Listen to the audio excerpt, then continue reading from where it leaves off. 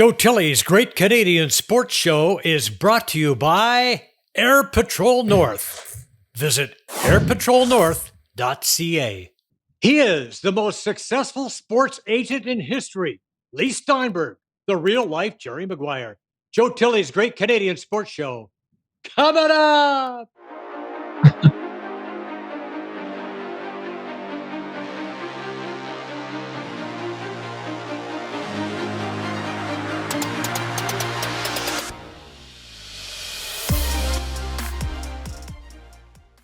Our guest this week hails from Los Angeles, California. He is a lawyer and a sports agent. He is chair of Steinberg Sports and Entertainment. He's an author, movie consultant. He has represented over 300 athletes with over $4 billion in contracts. He has represented 8 number 1 picks in the NFL, including 62 first rounders. He has represented athletes and coaches in football, baseball, basketball, hockey, boxing, golf, and more. He is inspiration for the movie Jerry Maguire. Ladies and gentlemen, welcome to the program, Leigh Steinberg. Leigh, great to see you, my friend. Thank you, Joe. Happy to be with you. Really happy that you took this time to join us. Like Jerry Maguire, one of my favorite sports movies of all time, and you're the inspiration for that movie. Tell us how you were able to land that position. What happened that got you into that? Basically, it's your story. So Cameron Crowe, who is a writer-director, approached me back in 1993 and said he wanted to do a film that would center on a sports agent, and could he follow me around and pick up atmosphere in that world. So he went to the 93 draft in New York, which I had Drew Bledsoe as the first pick overall, and then he came up to the press conference with Bill Parcells in Boston and came to league meetings where I was showing off free agent players, came to a series of games, came to Pro Scouting Day at USC, came to my Super Bowl parties, and I told him stories, lots and lots of stories. And he went off and wrote a brilliant script. And then as technical advisor, my job was to vet the script to make sure that if you're a real sports fan, you knew that the dialogue was not phony and the look on the set was not phony. And then I took a young actor named Cuba Gooding Jr. with me down to the Super Bowl in Phoenix, and I made him pretend he was a wide receiver client of mine. And he hung out with Desmond Howard and Amani Toomer. And I actually had to show the quarterback in the film, played by Jerry O'Connell, how to throw a spiral because he had gone to NYU and they didn't have football there. So it's been over 25 years now, and I've never been able to walk into an airport or go out to dinner without someone running up to the table and saying those 4 words that start with "Show me the." Money, yes, indeed. So I have to ask you, did anybody actually ever say that to you, any of your clients or anybody else for that matter? That's what happened was Tim McDonald was a free agent defensive back, and he could go to any team he wanted to go to. So Cameron was following us around, and they went up into Tim's hotel room at the league meetings, and Lou Dobbs and Moneyline was on in the background. And Cameron asked Tim, "What are you searching for in this?" And Tim gestured towards the screen. He said, "I want someone to show me winning finally. I want someone to show me respect. I want someone to show me a big contract." And Cameron wrote, "Show me the money." Oh, yeah. So it was right there for sure. Well, it sure made sense in the movie. It was beautiful, beautiful line, no doubt about it. Okay, so what made you decide that you want to be a sports agent? You're a lawyer coming out of Berkeley, and you decided that you wanted to be a sports agent. Why? I really never made that decision. There wasn't much of a field of sports representation when I started. Teams could put the phone down and say, "We don't deal with agents." So there was no guaranteed right. So undergrad, I was student body president, and the governor of California was Ronald Reagan. And every time we demonstrated, he cracked down, and I learned everything I needed to learn about the art of negotiating from governor, later President Reagan. And I was a dorm counselor in an undergraduate dormitory, and they moved the freshman football team into the dorm. And one of the players, the quarterback, Steve Bartkowski, became the very first player picked overall in the 1975 draft. And I had traveled the world for over a year after law school, and I came back and I'm choosing between jobs, and Bartkowski asked me to represent him. So there I was, Joe, brimming with legal experience, never having practiced, the first pick in the draft, and we had leverage because there was a World Football League competing, and Hmm. Bartkowski signed the biggest contract of all time. So there wasn't much of a field when I started, and I sort of fell into it. My father had two core values I was raised with. One was treasure relationships, especially family. And the second was try to make a meaningful difference in the world and help people who couldn't help themselves. And when I saw that these athletes were the movie stars and celebrities in different communities, I thought, well, if they would retrace their roots and go back to the high school community, set up a scholarship fund, a church, Boys and Girls Club, the collegiate institution, maybe retrofit some equipment or do a scholarship. And then at the pro level, the leading business figures, political figures, and community leaders on a charitable board. So a work done, just put the 200th single mother and their family into the first home they'll ever own. So it's athletes using that high profile. That became the philosophy, and here we are 50 years later. Right, and you that was something you passed on to all your clients. You all wanted them all to do charitable work. You wanted them all to be involved in the community, and you wanted them to be role models, and that's what you did. So, I grew up in Edmonton, and Warren Moon was one of my favorite players and one of your favorite clients as well. He wrote the forward in your book, the book The Agent. By the way, it's an awesome book. Just finished reading it last night. Great book. And Moon had that amazing college career, but he knew he was not going to get the opportunity in the NFL. So you took him to Canada, you brought him up to Canada. He played in the CFL, played phenomenally well. Tell us about your positioning to get him into the NFL, where he wanted to be eventually as a quarterback.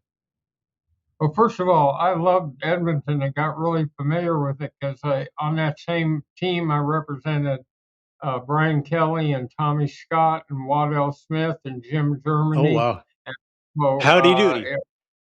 it was always Yeah, fun. They kept winning and winning. yeah, And yeah.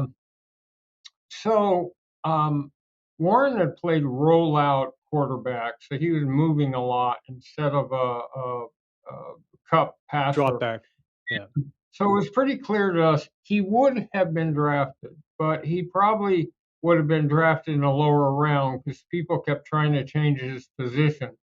And he then wouldn't play. And for Warren, participation was really key.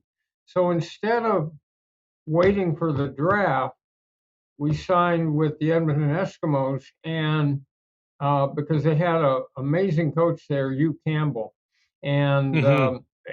we knew he'd get great mentoring there.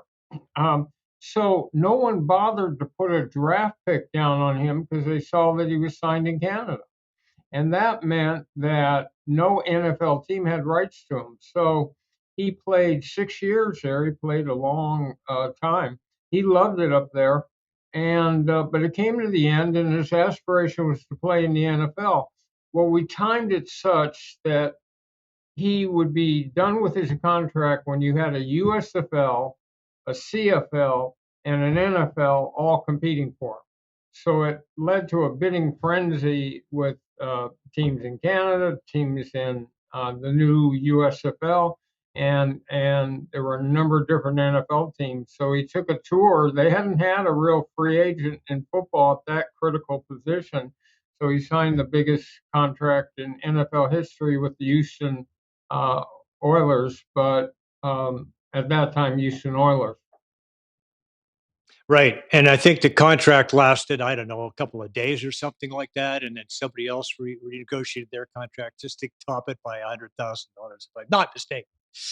Right. So, Yeah, another interesting CFL signing you had is a guy named Joel Cowboy Parrish. He signed with the Toronto Argos. And at the time, you mentioned that this signing might have saved your career. Tell us a little bit about why that was the case. With Joe Cowboy Parrish. Um, Right. yeah, I got to the point where I had done this the first year, but I didn't really understand it as a business. And I went out and recruited the second year and spent a lot of money. And I got to the point where I was on fumes, breathing, even though I had Bartkowski.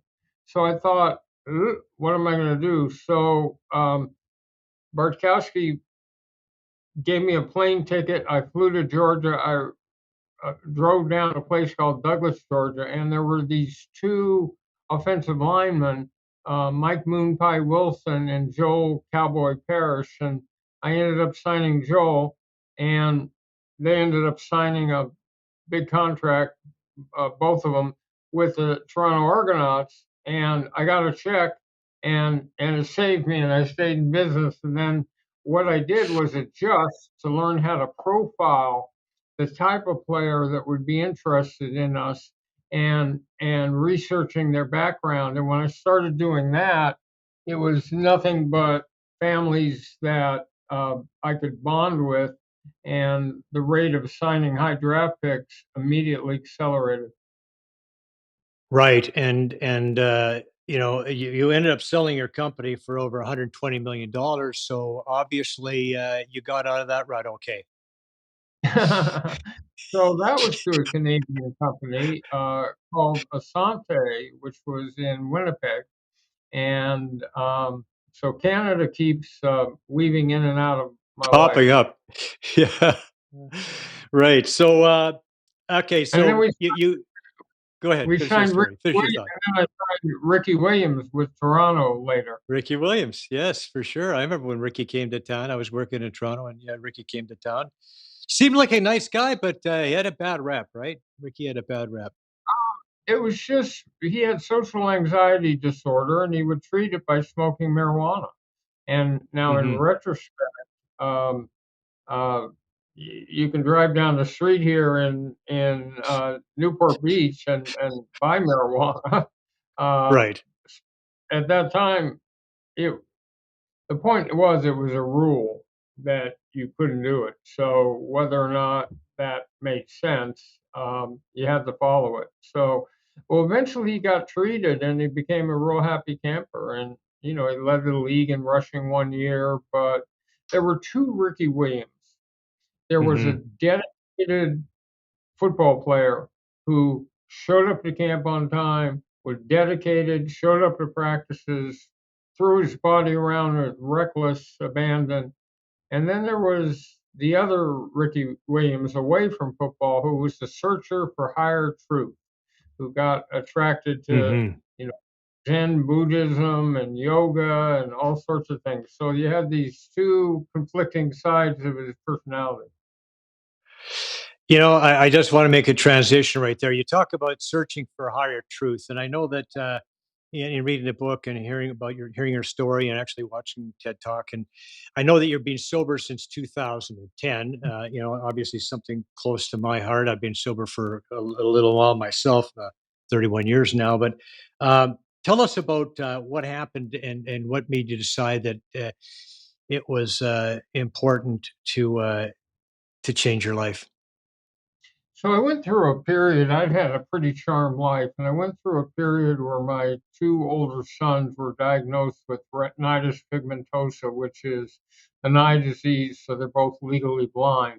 And then my father, who was a rock in my life, died of esophageal cancer, and that really shook me up. And then we lost a home in a beach city. You get mold infestation, Mm. and so I felt powerless, and I felt like I couldn't save my father, couldn't save my boys, I couldn't save our house, and I turned to the wrong thing, to alcohol, to sort of numb it. And I eventually got to a point in 2010 where to deal effectively with any addiction, you have to break denial. and realize you do have a problem that's out of control. So I came to that recognition in 2010, and I worked a 12-step program with a unique fellowship, and here we are 14 years later, and life is much better. Yeah, you know what? It's worth the effort, isn't it? Right? To do this one day at a time and get to where you need to go. Well, you're amazing to have all those years. Oh my God. If I had all those years, I'd be in my hundreds. Well, you know, I read read your story. I know your story, and it was the same thing for me. I tried many times to do it by myself. I just figured, why can't I do this by myself? I've got all this willpower to do other stuff. You know, I should be able to do this, but I keep trying and keep banging my head and keep failing, until I decided that it was time to ask for help and reach out, and the help was there, and it's been awesome. Yeah. So, okay, let's talk about your clients. You know, you had after Bartkowski, you had seven more number one overall picks. You have 62 first rounders in all. Uh, how are you maybe able to make that happen? How are you able to make that stream continue? So I think the most important skill, Joe, in life is listening. It's being able to draw out another human being and create an atmosphere of trust around them so they feel comfortable peeling back the layers of the onion and explaining to you who they really are at a deeper level, and not what other people think they should be, not what they're embarrassed to say, but how do they feel about short-term economic gain and long-term economic security, and family and spiritual considerations, and being a starter and being on a winning team or doing endorsements. If I can understand those priorities in another person, then I can bond with them at a deep level and put together a plan that takes them from the day they sign through the draft process in baseball or basketball or football, and help them be a role model and trigger imitative behavior, make plans for second career. And if I get a self starter with a little bit of a good heart, they'll relate to that. And what happened is we got to a week where I was one weekend representing virtually half the starting quarterbacks in the NFL. So we had 90 players in football. And baseball, we had about 60, in basketball 17. Um, and and but it was understanding someone's deepest hopes and dreams and greatest anxieties and fears. And if you can put yourself in another person's heart and mind and see the world the way they see it, it will help you in sales, it will help you in negotiating, it will help you in client service, it will help you in every aspect. Yeah, I can think of three words right now: compassion, empathy, and integrity. Right, and it Yes. just seems like that pretty much encompasses it all. Okay, let's talk about a contract that people are talking about right now. Shohei Ohtani. Okay, so he's a finalist for the MLB's MVP award. He won it in 2021. Hit 304 this year with 44 homers, drove in 95 runs, led the majors with a 1.096 OPS. And on the mound, he went 10 and 5 before he got hurt with a 3.14 ERA, 167 strikeouts, over 132 innings, leading the majors in batting average against and batting average on balls in play. He really seems to be the complete package, like something we've never seen before, isn't he? Really, it's been since Babe Ruth that we ever had a player excel at two different positions. It's not just that he can pitch and he can be an everyday hitter, it's that he does it at the absolute penultimate level. Um, the other thing about him, so let's just say, Joe, had he not injured his arm, he was certainly on the way to sign the biggest contract in the history of sports. You know, whether it be 400 million, 500 million, all guaranteed over many, many years. The thing about it is he can't pitch next year. So Mm. you're really, instead of filling two roster spots with the same player, you'll get him as a designated hitter. And that's great. I mean, if that's all he did, he would merit a huge contract. But they probably structured it in a way where when he comes back to pitching, he's at an even more elevated level. The other thing about him is he's handsome. He doesn't quite speak English yet, but he has a translator with him all the time. He's charismatic. He's exciting. He's a box office draw. So you can add this player, and an extra 15,000 fans are going to come every time he pitches.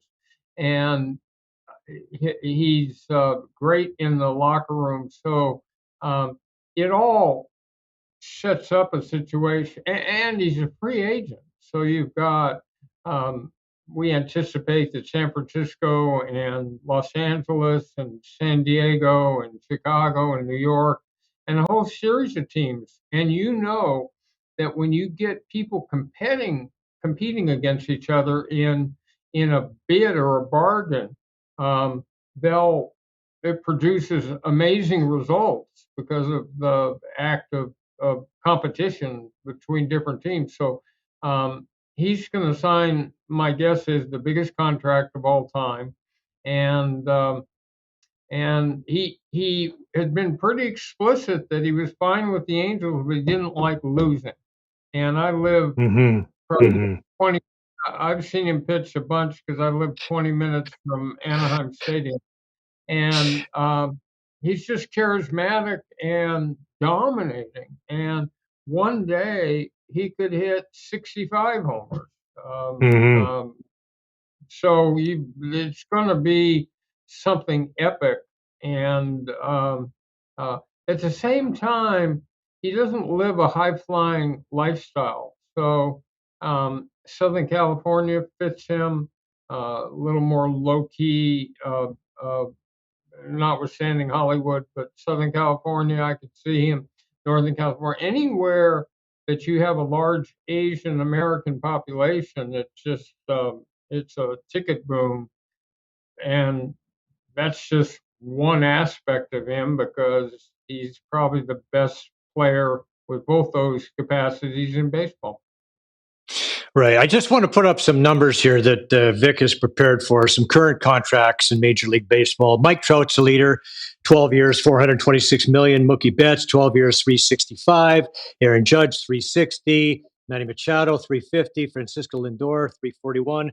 Top pitchers would be Garrett Cole, 9 years, 324. Max Scherzer, 43.3. Justin Verlander, 43.3 for 1 year. Based on these numbers, what do you think we can be looking at for Shohei? And I mean, you're a guy who has at that particular time, a few times, have signed a player to the largest contract in sports history, and so you know what we're talking about here. Where do you think we're going to look at? What do you think we're going to look at as a number here? So again, I think that the fact he can't pitch next year because he'll be in recovery. Um, is the only limitation, but they can structure a contract. My guess is you looked at Mike Trout's figures, this will be higher. The only question is how many years, because Shohei didn't start in American baseball, he started in Japanese baseball. Hmm. He's already played a number of years, so he's not in his early 20s. So it's how many years would you guarantee? But the point is the quality of those years. The mistake that has been made in baseball many times on contract is that they pay players based on past performance and give them a monster multi-year contract instead of projecting how they're going to perform in the future. But he's got exemplary work habits. All pitchers have arm problems. So will he get 10 years? I mean, that would make him probably in his early 40s. But it's going to be, it will exceed all of the numbers that you had on that chart. So I want to throw an idea at you because we have, the Blue Jays who bring in about 44,000 people a game. They've got a very large Asian population in Southern Ontario.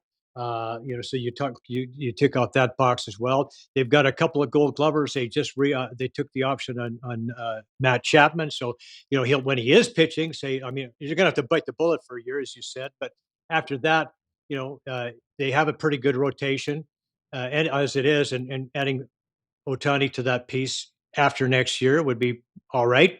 That one thing they are certainly missing is offense. Does this not seem like it might be a fit?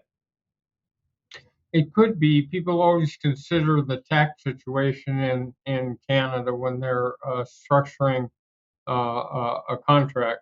Um, but look, Toronto's one of the five great cities in North America, and it's got everything that you want. My brother went to grad school there, and I've signed a number of players, and amazing lifestyle, great diversity. Um, uh, it's right up there with New York and Los Angeles and Chicago and San Francisco. And so I think they could make a unique pitch to him. If they ever were to sign him, they would sell out every game because he's Right. that amazing. So this is again, I want to make the point that there are very few players who are major box office draws. The team is, but there's back when I was a kid, there was a pitcher in Los Angeles named Sandy Koufax, Hmm. and every time he pitched, they had about 17,000 extra fans. And Otani's exciting. He's colorful. He's gifted, and so most of us would go buy a ticket at a premium price just to say that you've seen him play. Right. Yeah, he's worth the price of admission, no doubt about that. So, what kind of effect is this contract ultimately going to have on baseball and sports in general? I don't think that we look at those things in terms of comparative contracts and who's a comp or comparable. There is no comp to him because there's no one else who plays two positions at the highest level and has all the rest of it going. So not that much impact because he's clearly an outlier. He's clearly one of a kind. No doubt about that. Okay, so Leigh, I know you've done a tremendous amount of charity work. Uh, you did a TED talk a few years back where you talked about some of the projects that you and your clients have worked on, and let's roll that, Vic. I just want to listen to So some when of we it. had Lennox Lewis, the heavyweight boxing champion, cut a public service announcement that said, "Real men don't hit women," it could do more to change the thought process in rebellious adolescents towards domestic violence than 1,000 authority figures could do. Or when I had Oscar De La Hoya and Steve Young cut a PSA that said, "Prejudice is foul play," it could make the same sort of impact.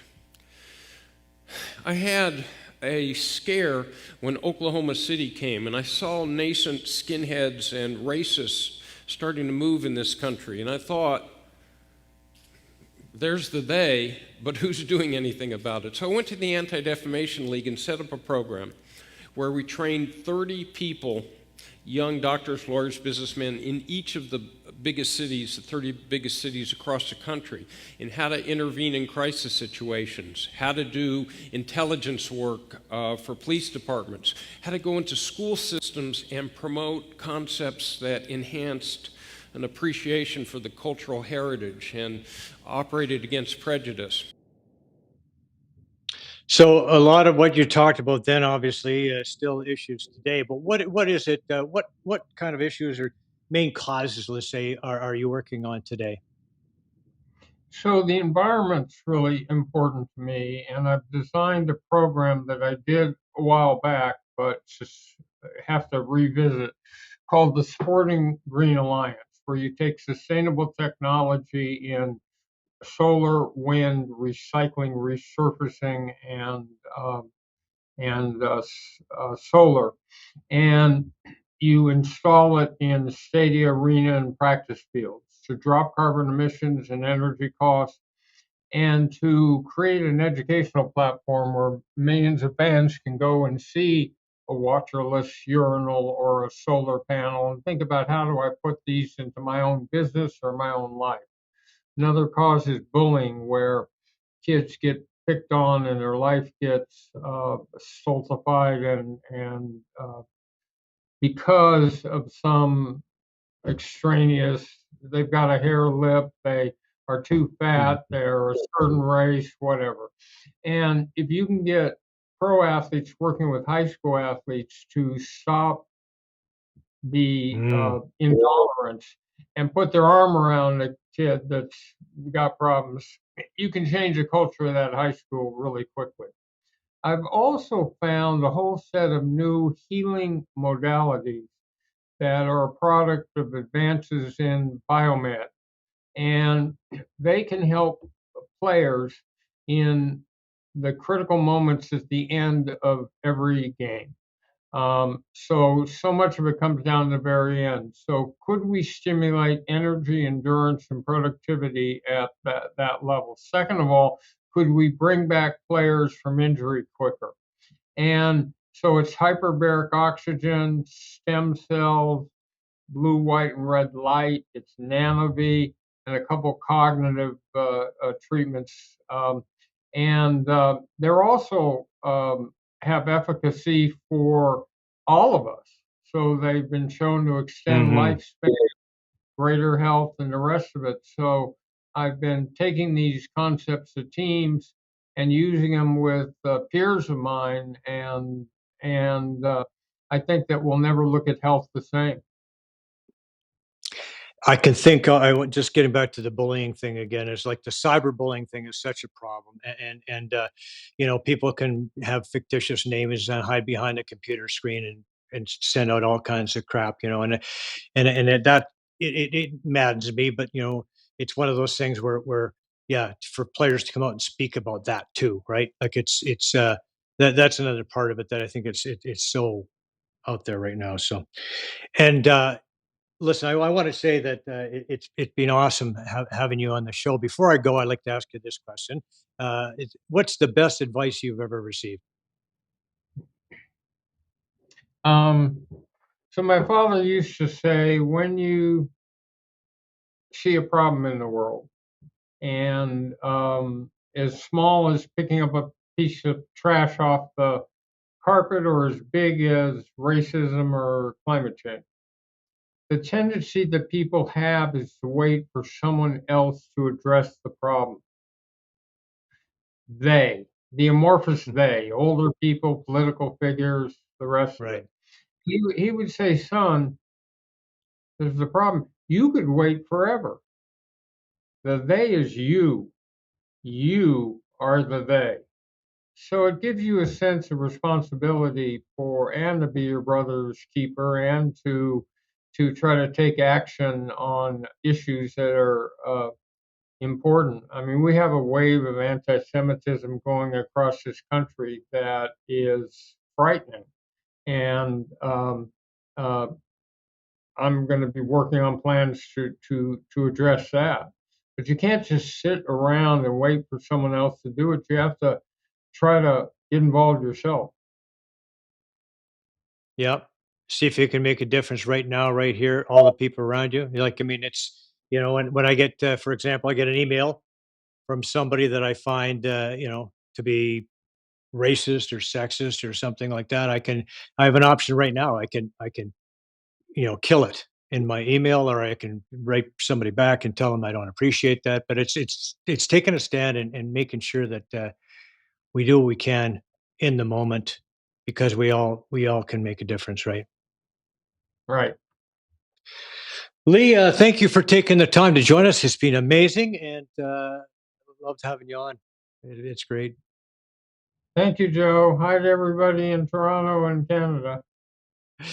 All right, thanks, my friend. More sports when we come back. What our kids breathe matters more than ever. But how can you tell if a school is safe to breathe in? If you could actually see what's in the air, would you keep them home? Introducing Air Patrol, making the invisible visible, ensuring schools are safer for everyone. Breathe safely. Addiction Rehab Toronto, Toronto's #1 alcohol and drug treatment center, saving lives, reuniting families. The only treatment center in the province to offer medical detox, treatment, sober living, and lifetime aftercare all in one place. Our unique and specialized programs are designed to equip our clients with the tools to successfully lead a life of dignity, respect, and purpose. Let us help save your life or your loved one's life. Call today for more information or to facilitate an intervention. 1-855-787-2424 or visit addictionrehabtoronto.ca.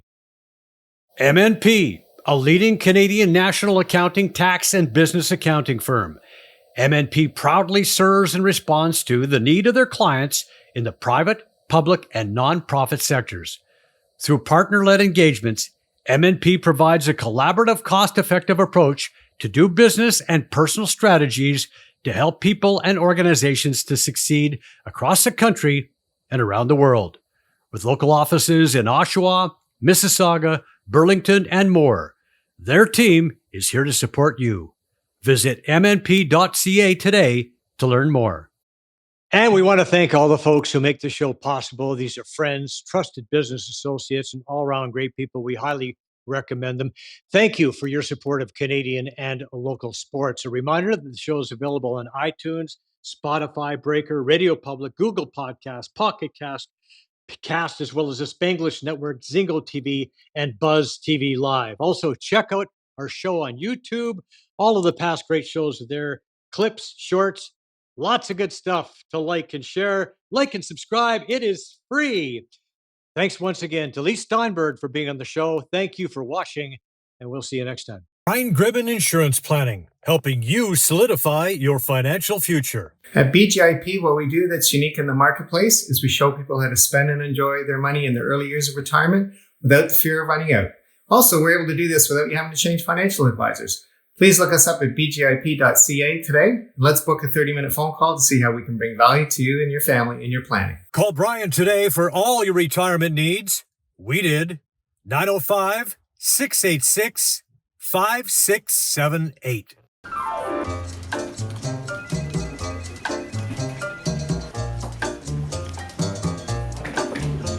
Air quality at work matters more than ever, but there's no way to tell if a space is safe to breathe in.